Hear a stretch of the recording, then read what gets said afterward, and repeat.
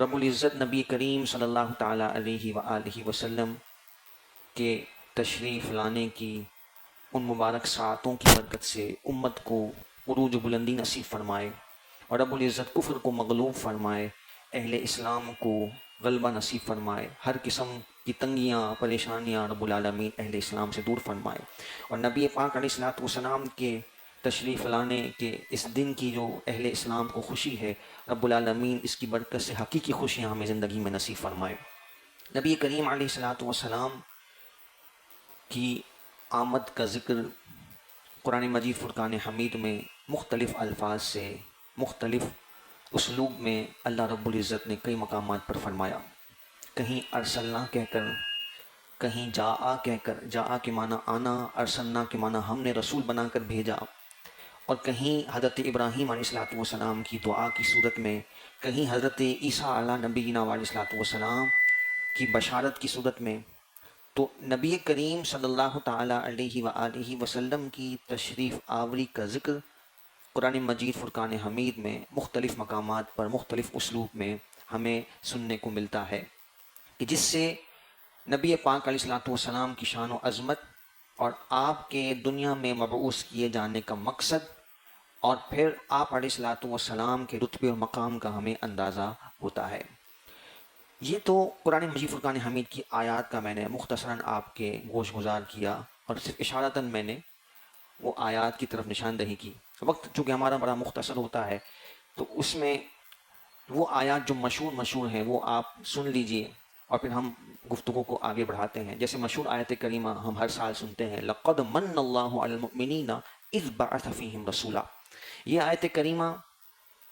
میں اللہ رب العالمین نے احسان عظیم کا ذکر فرمایا کہ ضرور بے شک اللہ رب العزت نے مومنوں پر احسان فرمایا، اذ بعث فیہم رسولا، کہ جب ان میں رسول کو مبعوث فرمایا۔ تو یہ رسول کے مبعوث فرمانے کا ذکر ہی تو ہے، حضور کے آنے ہی کا تو تذکرہ قرآن پاک کی اس آیت میں ہے، کہ رسول پاک کے آنے سے رب العالمین نے ان کے مبعوث فرما کر، انہیں مبعوث فرما کر مومنوں پر احسان عظیم فرمایا، بلکہ ساری خلقت پر، سارے عالمین پر رب العالمین نے احسان عظیم فرمایا۔ پھر اسی طرح آپ دیکھیں قرآن مجید فرقان حمید سورہ توبہ کے آخر میں رب العالمین نے فرمایا، لَقَدْ جَاءَكُمْ رَسُولٌ مِّنْ أَنفُسِكُمْ، ضرور بے شک تشریف لائے رسول تمہیں میں سے۔ اب تو یہاں پر بھی نبی پاک علیہ السلام کا تشریف لانا اسی کا ذکر ہے، اسی کو میلاد کہتے ہیں، کہ نبی پاک علیہ السلام تشریف لائے، ان کا آنا، ان کا مبعوث کیا جانا، اس کا ذکر قرآن پاک کی آیت بینہ میں ہے۔ پھر آپ دیکھیے نبی کریم علیہ السلام کی جو تشریف آوری کی دعا حضرت ابراہیم علیہ نبینا علیہ السلام نے فرمائی، پہلے پارے سورہ بقرہ میں رب العالمین نے اس دعا کو کوٹ فرمایا، ربنا وابعث فیہم رسولا منہم یتلو علیہم آیاتک، اے اللہ تو ان میں اپنا رسول مبعوث فرما کہ جو انہیں تیری آیتیں پڑھ کر سنائے، انہیں پاک کرے کفر کے دلدلوں سے، گمراہیت کے گناہوں کے دلدلوں سے پاک فرما کر انہیں تیری آیتیں انہیں پڑھ کر سنائے اور انہیں کتاب و حکمت سکھائے۔ رب رسولا منہم یتلو علیہم آیاتک ویعلمہم الکتاب والحکمت ویزکیہم انک انت العزیز الحکیم۔ تو یہی وہ دعا ہے کہ جس کے بارے میں جناب رسالت مآب صلی اللہ تعالیٰ علیہ وسلم فرمایا کرتے تھے کہ میں اپنے جد امجد ابراہیم کی دعا ہوں، یعنی انہوں نے دعا فرمائی، ان کی دعا کی قبولیت کی تاثیر ہے کہ رب العالمین نے اس خطے میں مکہ مکرمہ میں جہاں کے لیے حضرت ابراہیم علیہ السلام نے دعا فرمائی، رب العالمین نے پیارے آقا کریم علیہ السلام کو یہاں مبعوث فرمایا۔ تو یہ تو ازل کے فیصلے تھے کہ رب العالمین نے اس خطے میں نبی پاک علیہ السلام کو مبعوث فرمانا تھا، لیکن حضرت ابراہیم علیہ السلام کی دعا کی قبولیت اور آپ کو اعزاز بھی اس شان سے عطا کیا گیا، اور اس نسبت سے حضرت ابراہیم علیہ السلام کی دعا جو ہے وہ پہچان بن جاتی ہے۔ یہاں پر مورخین نے بڑی پیاری بات کی ہے، میں رک کر یہاں یہ بات عرض کروں کہ دنیا میں بڑے خوشنما علاقے بھی ہیں ظاہری اعتبار سے، کہ جہاں بڑا سرسبز و شاداب ماحول ہے، بڑی نہریں بہہ رہی ہیں، آبشاریں بہہ رہی ہیں، اور بڑا وہاں کا ماحول آنکھوں کو بھاتا ہے، نمایاں نظر آتا ہے، لیکن کیا وجہ ہے کہ نبی پاک علیہ السلام کی تشریف آوری اس علاقے میں ہوتی ہے کہ جو ظاہری اعتبار سے ویرانہ ہے، بیابان ہے اور صحرا ہے اور پہاڑ ہی پہاڑ ہیں۔ تو اس میں بڑی پیاری محبت کی بات مورخین بیان کرتے ہیں کہ ایک تو بنیادی وجہ یہ ہے کہ یہاں مکہ مکرمہ ہے کہ جو کہ پوری کائنات کا مرکز ہے، اور مکۃ المکرمہ کو ام القریٰ کہا گیا، تمام بستیوں کی ماں اصل یہ مکہ مکرمہ ہے۔ اور جغرافیائی اعتبار سے دیکھا جائے تو مکہ مکرمہ پوری دنیا کے پوائنٹ آف سینٹر بھی اس کو اس اعتبار سے کہا جا سکتا ہے کہ یہاں حضرت آدم علیہ السلام بھی تشریف لائے، اور سب سے پہلے جو خانہ کعبہ کی تعمیر فرمائی ہے وہ حضرت آدم نے فرمائی ہے۔ ہم جو مشہور قرآنی آیات کے ضمن میں واقعہ حضرت ابراہیم کا سنتے ہیں کہ آپ نے بیت اللہ کی تعمیر فرمائی، تو وہ اس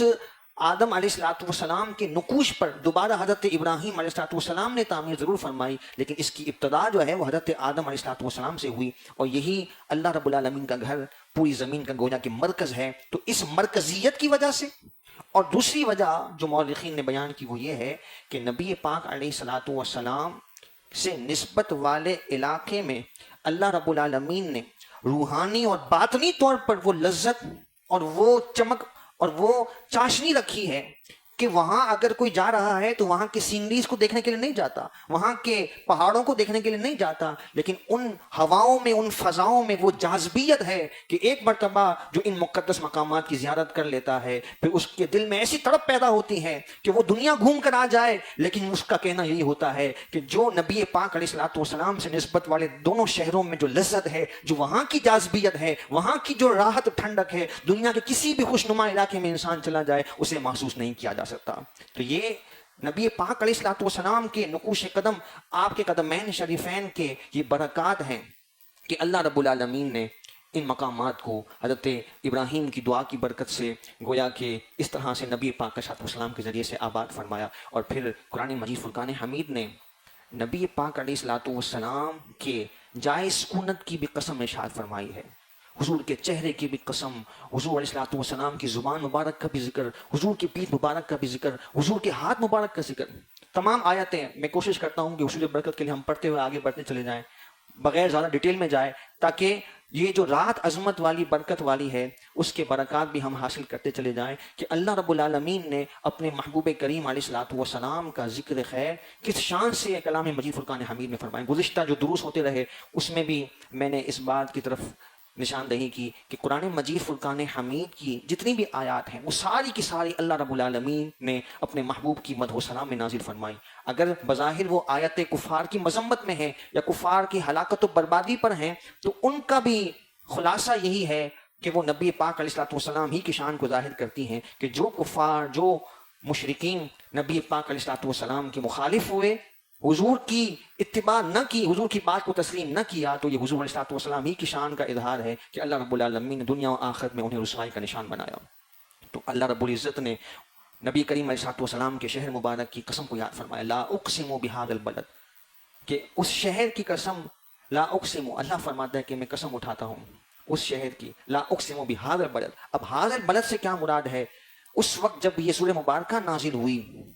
تو اس وقت نبی پاک علیہ السلام مکہ مکرمہ میں تھے، یعنی یہ مکی صورت ہے۔ تو اس کے تحت مفسرین نے لکھا اور سوال اٹھایا کہ جس شہر مبارک کی اللہ رب العالمین نے قسم یاد فرمائی ہے، تو کیا یہ پوری دنیا میں سب سے افضل ترین شہر ہے یا مدینہ منورہ سب سے افضل شہر ہے؟ تو اس پر دونوں طرف آراء پائی جاتی ہیں، لیکن اہل محبت نے بڑا پیارا نتیجہ نکالا۔ فرمایا کہ نبی پاک علیہ السلام اپنی عمر مبارک میں، اپنی زندگی مبارک میں جو لمحات، جو وقت آپ نے مکہ مکرمہ میں گزارا تو اس وقت مکہ مکرمہ افضل تھا، اور پھر جب نبی پاک علیہ السلام مکہ مکرمہ سے ہجرت کر کے مدینہ آئے تو اللہ رب العالمین نے مدینہ منورہ کو افضل فرما دیا۔ تو حضور کے وجود مسعود ہی کی ساری برکتیں، ساری کائنات میں جتنی برکتیں ہیں وہ نبی پاک علیہ السلام کے وجود مسعود ہی کی ہیں۔ تو جو ساری کائنات کا محور و مرکز ہو، ساری محبتیں جن کے صدقے ہوں، تو جن کا وجود مسعود جہاں ہو اسی سے ساری برکتیں اور فضیلتیں ہیں۔ اس بنا پر یہ نتیجہ انہوں نے پیش کیا کہ جب نبی پاک علیہ السلام ہجرت کر کے مدینہ منورہ تشریف لے آئے تو پھر رب العالمین نے اس شہر مبارک کو فضیلت اور شان عطا فرمائی۔ پھر آپ دیکھیے کہ نبی پاک علیہ السلام کی تشریف آوری کا ذکر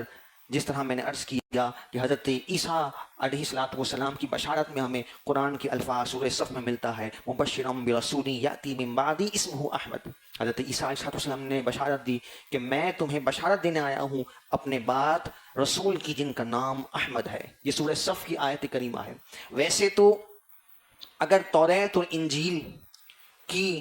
ورسز کی بات کی جائے، ان کی آیات کی بات کی جائے، تو اس میں درجنوں حوالہ جات. آج کی موجودہ بائبل کی بھی اگر ہم بات کریں تو اتنی تحریفات کے باوجود بھی کثرت سے نبی پاک علیہ الصلوۃ والسلام کی شان اور آپ کی صفات پر اور آپ کے تشریف لانے کی بشارتوں پر آج بھی اتنی تحریفات کے باوجود بھی ورسز موجود ہیں. لیکن صرف قرآن پاک کے روح سے اگر ہم بات کریں تو حضرت سیدنا عیسیٰ علیہ نبینا علیہ الصلوۃ والسلام اپنے بعد جناب رسالت مآب صلی اللہ تعالیٰ علیہ وآلہ وسلم کی تشریف آوری کی بشارت دے رہے ہیں. اور پھر یہی نہیں، آپ اور پیچھے سے چلے جائیں تو قرآن مجید فرقان حمید کی جو آیت کریمہ ہے سورہ آل عمران کی آیت نمبر 81 اور 82 میں اللہ رب العالمین نے جو عالم ارواح میں حضرات انبیاء کرام علیہ الصلوۃ والسلام کی ارواح سے عہد لیا، اور وہ عہد اس بات پر تھا کہ تم نے اپنی قوموں سے نبی پاک علیہ الصلوۃ والسلام کے بارے میں حضور کا ذکر خیر ان سے کرنا ہے، اور انہیں اس بات کی وصیت کرنی ہے کہ جب تم ان کے زمانے کو پاؤ تو ان پر ایمان لانا ہے اور ان کی مدد کرنی ہے. وَإِذْ أَخَذَ اللَّهُ مِيثَاقَ النَّبِيِّينَ، میثاق کہتے ہیں پختہ وعدے کو، عہد کو. جب اللہ رب العالمین نے پختہ وعدہ لیا، عہد لیا اس بات کا، لما آتیتکم من کتاب و حکمہ، کہ جب میں تمہیں کتاب و حکمت عطا کروں، ثم جاءکم رسول مصدق لما معکم، پھر تمہارے پاس رسول تشریف لائیں جو تمہارے لائی ہوئی کتابوں کی تصدیق کرنے والے ہوں. تمہیں کیا کرنا ہے؟ لتؤمنن بہ ولتنصرنہ، تم نے ضرور بضرور ان پر ایمان لانا ہے اور ان کی مدد کرنی ہے. تو نبی پاک علیہ الصلوۃ والسلام کی تشریف آوری تو سب سے آخر میں تھی. حضور تو خاتم النبیین ہیں، اللہ کے علم میں یہ بات ہے. لیکن اللہ رب العالمین انبیاء سے کیوں فرما رہا ہے کہ تمہیں ان پر ایمان لانا ہے جب وہ آ جائیں؟ حضور کے آنے کا ذکر اس آیت کریمہ میں بھی ہے. ثم جاءکم رسول، پھر تمہارے پاس وہ رسول تشریف لے آئیں، پھر تمہیں کیا کرنا ہے؟ اللہ رب العالمین انبیاء سے عہد لے رہا ہے عالم ارواح میں، قرآن مجید کی آیت کریمہ ہے، تمہیں ان پر ایمان لانا ہے اور ان کی مدد کرنی ہے. تو کیا اللہ کے علم میں نہیں ہے کہ ان انبیاء میں سے کوئی بھی حضور کے زمانے کو ظاہری طور پر نہیں پا سکے گا؟ پھر عہد کس بات کا لیا جا رہا ہے؟ کس بات کا وعدہ لیا جا رہا ہے؟ یہ وعدہ اس بات کا ہے کہ ہر نبی نے اپنی امتوں کو حضور کے بارے میں بتانا ہے، حضور کی شان، حضور کی صفات بتانی ہے، اور اپنے بعد حضور پر ایمان لانے کی وصیت کرنی ہے. یہی وجہ ہے کہ جناب آدم علیہ نبینا علیہ الصلوۃ والسلام سے لے کر جناب عیسیٰ علیہ نبینا علیہ الصلوۃ والسلام تک ہر نبی نے اپنی امتوں سے نبی پاک علیہ الصلوۃ والسلام کا تذکرہ کیا، حضور کے اوصاف بتائے، حضور کی شانیں بتائیں، اور یہ وصیت کی کہ اگر تمہاری نسلیں نبی پاک علیہ الصلوۃ والسلام کا زمانہ پائیں تو تمہیں ان پر ایمان بھی لانا ہے، ان کی مدد بھی کرنی ہے. یہ قرآن پاک کی اس آیت مبارکہ کا مضمون ہے. تو حضور کے آنے کا تذکرہ، حضور کے میلاد کی تشریف آوری کا تمام انبیاء ذکر بھی کر رہے ہیں، اس کی بشارت بھی دے رہے ہیں، اپنی امت کو تلقین بھی کر رہے ہیں، وصیت بھی کر رہے ہیں کہ تمہیں ان پر ایمان لانا ہے اور ان کی مدد کرنی ہے. یہ ہے قرآن مجید فرقان حمید کا اسلوب، جو چند آیتوں سے میں نے نبی پاک علیہ الصلوۃ والسلام کی تشریف آوری کا ذکر آپ کے سامنے پیش کیا. اور پھر وہ جو آیات کریمہ ہے وما ارسلناک الا رحمۃ للعالمین. تو ارسلنا اگر عربی گرامر کے اعتبار سے بھی ہم اس کو دیکھیں تو ارسلنا کا معنی ہے ہم نے بھیجا. وما ارسلناک الا رحمۃ للعالمین، اے محبوب صلی اللہ تعالیٰ علیہ وآلہ وسلم، ہم نے آپ کو تمام عالمین کے لیے رحمت بنا کر بھیجا. تو یہ بھیجنا، یہ بھی نبی پاک علیہ الصلوۃ والسلام کی تشریف آوری کا ذکر ہے. پھر اسی طرح کی اسی مضمون کی آیت کریمہ انا ارسلناک شاہدا ومبشرا ونذیرا، کہ ہم نے آپ کو بشارت دینے والا، خوشخبری دینے والا بنا کر بھیجا. تو یہ ساری کی ساری آیات نبی پاک علیہ الصلوۃ والسلام کی تشریف آوری کے ذکر کو بیان کر رہی ہیں، جن میں سے چند میں نے آپ کے گوش گزار کی. تو قرآن مجید فرقان حمید نبی پاک علیہ الصلوۃ والسلام کی تشریف آوری کا ذکر گویا کہ بڑی شان سے بیان کرتا ہے، اور یہی میلاد ہے. اور اسی سلسلے میں قرآن پاک کی اس ادا کو ادا کرتے ہوئے ہم نبی پاک علیہ الصلوۃ والسلام کے ذکر خیر کو اپنے لیے باعث فخر اور سعادت سمجھتے ہیں کہ نبی پاک علیہ الصلوۃ والسلام جنہیں اللہ رب العالمین نے ہر شان اپنے کمال اور خوبی کی انتہاؤں کے ساتھ عطا فرمائی. اگر نبی پاک علیہ الصلوۃ والسلام کے علم کو دیکھا جائے، حضور علیہ الصلوۃ والسلام کی امت کی کثرت کو دیکھا جائے، نبی پاک علیہ الصلوۃ والسلام کے رتبے اور مقام کو دیکھا جائے، جنت میں نبی پاک علیہ الصلوۃ والسلام کے مقام کو دیکھا جائے، اور پھر اللہ رب العالمین جو میدان محشر میں آپ کو شان عطا فرمائے گا، تو اصل نبی پاک علیہ الصلوۃ والسلام کی شان کا ظہور اللہ رب العالمین میدان محشر میں فرمائے گا، اور اس شان کا عالم یہ ہوگا کہ دنیا میں جو نبی پاک علیہ الصلوۃ والسلام کی شانوں کا منکر بھی رہا، جب میدان محشر میں اللہ رب العالمین محبوب کریم علیہ الصلوۃ والسلام کو عزتوں کے وہ تاج عطا فرمائے گا، تو اس وقت جو منکر بھی ہوگا وہ بھی مانے بغیر نہیں رہ سکے گا، اور وہ بھی بلا تأمل اس کے منہ سے، بغیر کسی توقف کے اس کے منہ سے بھی نبی پاک علیہ السلام کی شان و عظمت ظاہر ہو جائے گی۔ تو جبھی تو ہم کہتے ہیں کہ آج حضور کی پناہ لے لو، آج حضور کے دامن میں آ جاؤ، اور آج حضور علیہ السلام کی شان کو، حضور کی مدح سرائی کو کشادہ دلی سے بیان کرو، کیونکہ یہی وہ شان کا، یہی وہ انعامات کا یہ وہ تسلسل ہے کہ جو دنیا میں بھی انسان کے لیے باعث نجات ہے، اور آخرت میں بھی انسان کے لیے باعث سے سرفرازی ہے۔ اور پھر آخرت کا جو میدان محشر کا جو مقام محبوبیت کا، اور جسے قرآن مجید فرقان حمید نے مقام محمود کہا، یہ مقام محمود کا جو منصب ہے، محمود کے معنی ہے وہ مقام کہ جہاں پر تعریف کی جائے، تو قرآن پاک نے اس سارے منظر نامے کو بیان کیا، عسیٰ ان یبعثک ربک مقام محمودا، کہ ان قریب آپ کا رب آپ کو مقام محمود پر فائز فرمائے گا۔ تو یہ مقام محمود کیا ہے؟ مقام محمود یہ ہے کہ اللہ رب العالمین شفاعت کبریٰ کا منصب عطا فرمائے گا۔ شفاعت کبریٰ یہ ہے کہ ساری کائنات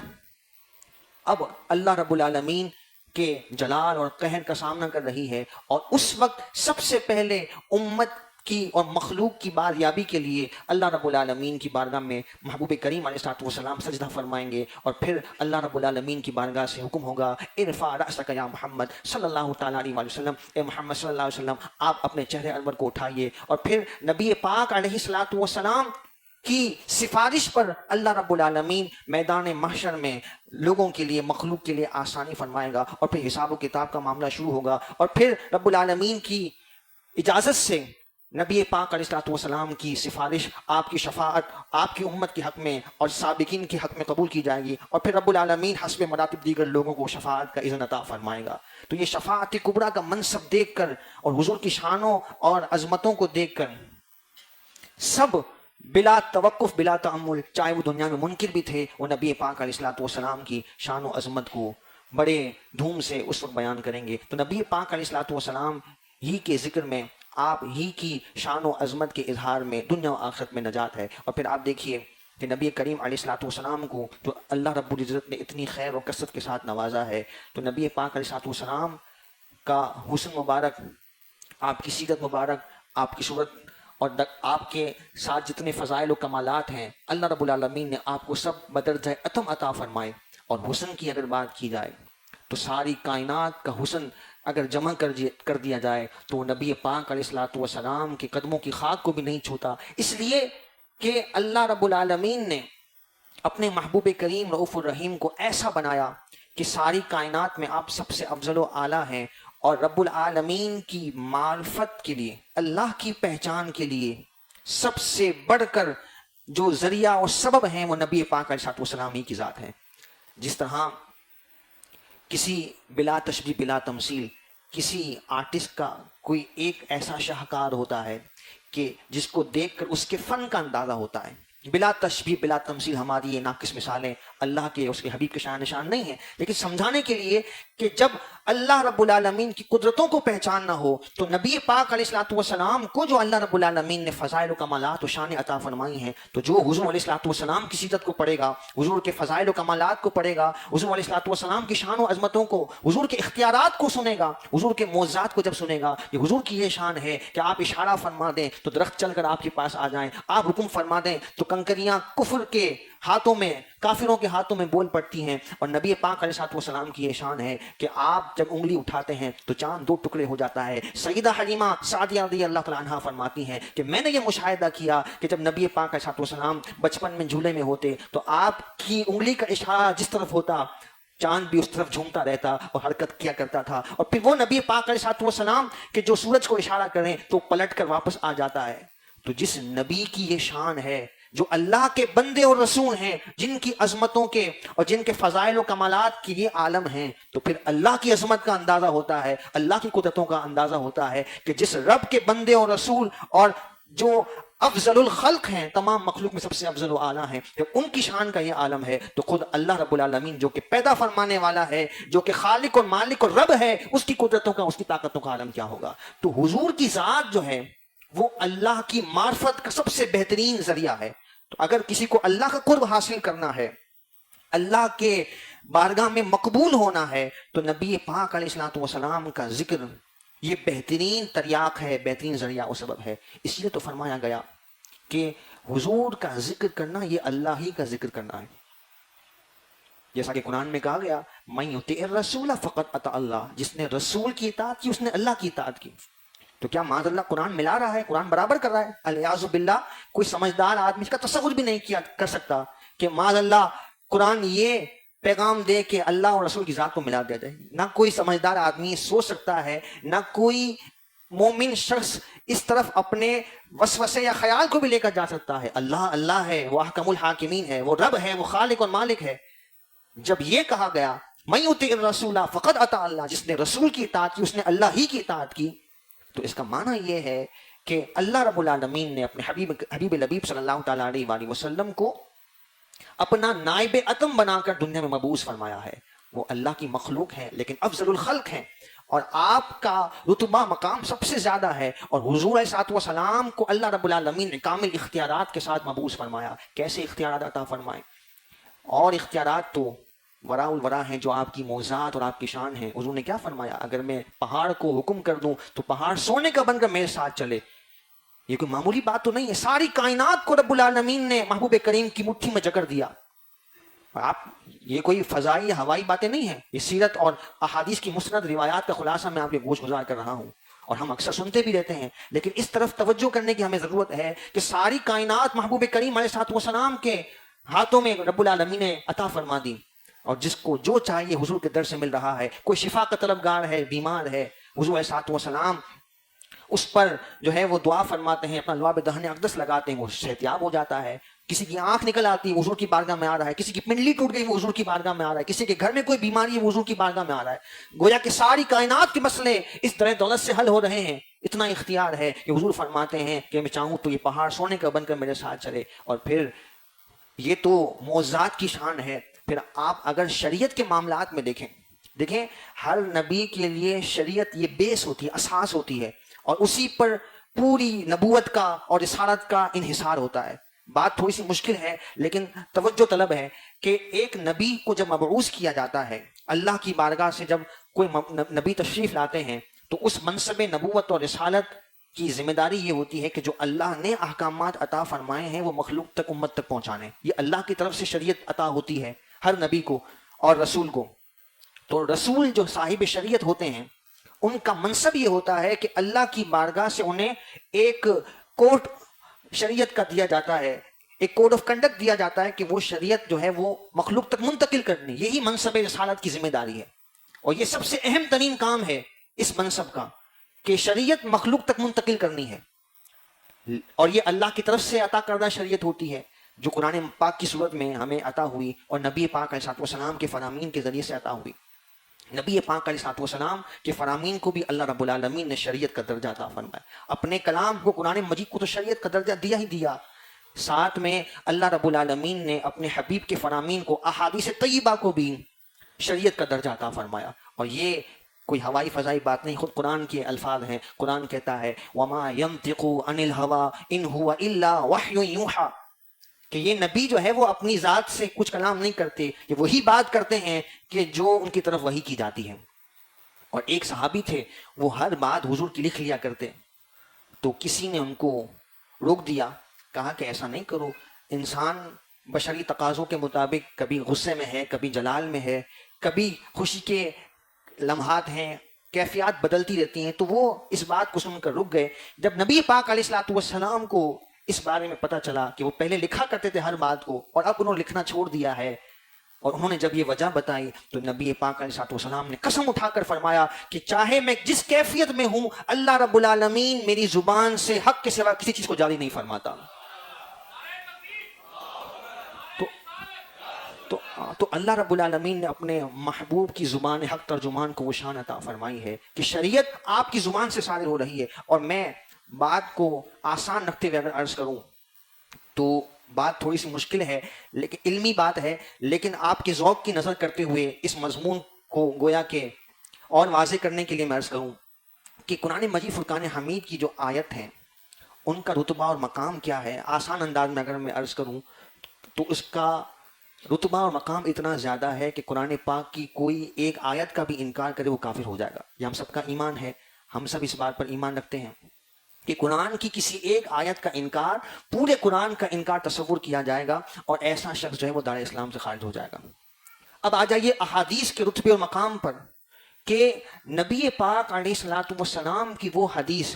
جو احادیث میں سب سے زیادہ اسٹرانگ تصور کی جاتی ہے، اسے علم حدیث کی زبان میں کہتے ہیں حدیث متواتر۔ حدیث متواتر یہ نام یاد رکھ لیجئے گا، سب سے اسٹرانگ حدیث سند کی قوت کے اعتبار سے حدیث متواتر ہوتی ہے، اور یہ پوری امت کا، تمام اکابرین کا، محققین کا اس پر اتفاق ہے کہ اگر کوئی کسی حدیث متواتر کا انکار کرے گا وہ بھی کافر ہو جائے گا۔ تو دیکھیے قرآن کا جو رتبہ اور مقام ہے، نبی پاک علیہ الصلوۃ والسلام کے فرامین کا رتبہ مقام بھی اللہ رب العالمین نے اتنا بلند فرمایا ہے۔ تو جو حدیث میں جو رینکنگ ہوتی ہے وہ سند کے اعتبار سے ہوتی ہے کہ سند کہیں پہ کہیں کمزور ہے یا کہیں راوی کم ہے، اس کو نریٹ کرنے والے افراد کم ہیں، تو اس اعتبار سے حدیث کی پاور کم ہوتی ہے، ورنہ فرمان رسول کی قوت اتنی ہے جتنی کلام مجید فرقان حمید کو رب العالمین نے رتبہ اور مقام عطا فرمایا کہ اس کا منکر بھی کافر اور حضور کی حدیث کا منکر بھی کافر ہو جائے گا۔ تو یہ ہے حضور کے فرمان وما ينطق عن الهوى ان هو الا وحی یوحی کی شان، کہ جو اللہ رب العالمین نے حضور کو عزت و مقام عطا فرمایا اور آپ کے کہے ہوئے کی شان اتنی بلند و بالا ہے۔ تو میں عرض یہ کر رہا تھا کہ اللہ رب العالمین نے اپنے محبوب کریم رؤوف الرحیم صلی اللہ تعالیٰ علیہ وآلہ وسلم کو ایسی بلند و بالا شان اور مقام عطا فرمایا، اور حضور علیہ السلام کے حسن کی ہم بات کر رہے تھے کہ نبی پاک علیہ السلام کا حسن کتنا بلند و بالا ہے۔ حضرت سیدنا علی المرتضیٰ کرم اللہ تعالیٰ وجہہ الکریم آپ یہ فرمایا کرتے تھے کہ حضور کی تعریف و توصیف کرنے والا یقول ناعتہ لم ارى قبلہ ولا بعد مثلا صلی اللہ علیہ وسلم، آپ کہتے ہیں کہ جتنی بھی حضور کی تعریف و توصیف کر لے وہ تھک جائے گا۔ حضرت علی المرتضیٰ فرما رہے ہیں جو علم کے شہر کا دروازہ ہے، اور ان کا یہ نتیجہ بڑا جامع ہے۔ آپ کہتے ہیں کہ حضور کی جتنی تعریف کرے گا آخر میں اس کو یہی کہنا پڑے گا، نہ آپ سے پہلے ایسا دیکھا نہ آپ کے بعد کوئی ایسا آ سکتا ہے۔ اور حقیقت یہی ہے، حضور علیہ السلام کو جو اللہ نے عزت و مقام، جو آپ کو حسن و جمال عطا فرمایا، اور نبی پاک علیہ السلام کا سراپا مبارک آپ کا حسن و جمال جن اصحاب نے بیان کیا ان کی تعداد بھی بہت کم ہے، کیونکہ حضور کے حسن مبارک کی رانائی اور چمک اتنی تھی کسی کی مجال نہیں تھی کہ ٹک ٹکی باندھ کے حضور کو دیکھ سکے۔ اللہ رب العالمین نے آپ کو غرور و دبدبہ بھی عطا فرمایا، جلالت بھی عطا فرمائی، عظمت بھی عطا فرمائی، حسن و جمال کی چمک دمک بھی عطا فرمائی، ایسی عطا فرمائی کہ چمک تجھ سے پاتے ہیں سب پانے والے۔ اللہ رب العالمین نے حضور کو ایسی شان عطا فرمائی کہ جو حضور سے منسوب ہو گیا اللہ رب العالمین نے اس کو بھی وجاہت عطا فرمائی، اس کو بھی حسن و جمال کے نور سے رب العالمین نے نوازا۔ اللہ رب العالمین کہ حبیب علیہ السلام کا ذکر خیر یہ ایک محبت کی علامت کا انداز ہے، چاہے وہ نثر میں ہو، چاہے وہ نظم میں ہو، چاہے وہ نعت کی صورت میں ہو، چاہے وہ درود و سلام کی صورت میں ہو، یہ حضور علیہ السلام کے عشق اور محبت کا ایک تقاضا اور انداز ہے، کیونکہ جس سے انسان کو محبت ہوتی ہے تو اس کا ذکر بار بار کرتا ہے۔ اگر کسی کو اپنی ماں سے پیار ہے تو وہ کہتا ہے کہ میری ماں بڑی اچھی تھی، میری ماں بڑی اچھی ہے، اس کی یہ خوبی ہے، یہ خوبی ہے۔ تو شاید کبھی ایسا بھی ہوتا ہے کہ ہم اس کی بات سن کے تھک جائیں کہ یار یہ ایک ہی بات کرتا رہتا ہے، اپنی ماں کے بارے میں بتاتا رہتا ہے، ٹھیک ہے اس کی ماں بہت اچھی ہے، یا کوئی اپنے والد سے بہت پیار کرتا ہو، اس کے والد کا انتقال ہو جائے، بار بار اپنے والد کی بات بتاتا رہے گا، تو اس کا مطلب یہ ہے کہ اس سے اپنے والد سے پیار ہے، محبت ہے، جبھی تو ذکر کر رہا ہے بار بار۔ تو کسی سے محبت ہو تو بار بار ذکر زبان پہ آتا ہے، تو ہم نبی پاک علیہ السلام کا ذکر کرتے ہیں تو یہ محبت کی علامت ہے۔ اور اگر ہمارا یہ دعویٰ ہی ہے تو ہمیں اللہ سے دعا بھی کرنی چاہیے کہ رب العالمین ہمیں اس دعوے کی پختگی بھی نصیب فرمائے اور سچی سچی حضور سے ہمیں محبت عطا فرمائے۔ اور یہ بھی یاد رکھیے گا کہ جس سے محبت ہوتی ہے پھر اس کی اتباع بھی ہوتی ہے۔ اگر کوئی اپنی ماں کی تعریف کرتا رہے لیکن اس کی ماں اگر اس کو کوئی بات کہے وہ نہ مانتا ہو، نہ فرمانی کرتا ہو، تو ہم یہی کہیں گے کہ ٹھیک ہے یہ دعوے تو کرتا ہے لیکن اپنے دعوے میں پختہ نہیں ہے، مضبوط نہیں ہے۔ تو یہ ہمارے لیے بھی اس میں پیغام ہے، ہر ایک کی کہیں نہ کہیں مجھ سمیت کہیں نہ کہیں کوئی نہ کوئی کمی ہوگی۔ ہمیں یہ غور کرنا چاہیے کہ ہم نبی پاک علیہ السلام سے عشق و محبت کا دعویٰ بھی کرتے ہیں، اور یہ دعویٰ ہی بڑا قیمتی ہے، اس دعوے میں ہی رب العالمین نے نجات رکھی ہے۔ تو اللہ رب العالمین سے دعا بھی کریں اور کوشش بھی کریں کہ اس دعوے کی تکمیل اس وقت ہوگی کہ جب نبی پاک علیہ السلام کا جو حکم ہے، آپ کی جو شریعت ہے، اس پر عمل پیرا ہونے کا ہمیں ذوق اور توفیق بھی میسر ہو جائے۔